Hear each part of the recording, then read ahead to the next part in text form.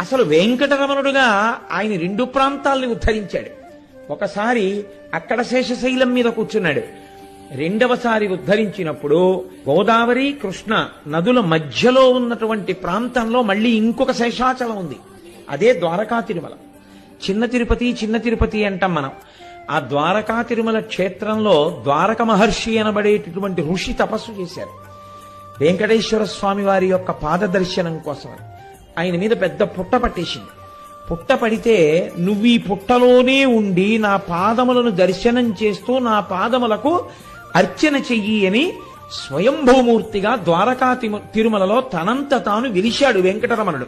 అందుకే ఇక్కడ వరకే ఉంటారు, ఈ పై వరకే కనపడతారు, ఈ లోపల కనపడరు.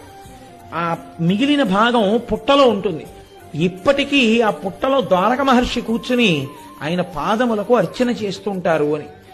ఇక్కడ వరకే ఉన్నటువంటి మూర్తికి నిత్యాభిషేకం చెయ్యడం, అలంకారం చెయ్యడం చాలా కష్టమని, చాలా చాలా అరుదైనటువంటి విషయం. ఒకే దేవాలయంలో ఒకే విమానంలో ఒకే మూర్తి రెండుగా ఉంటాడు.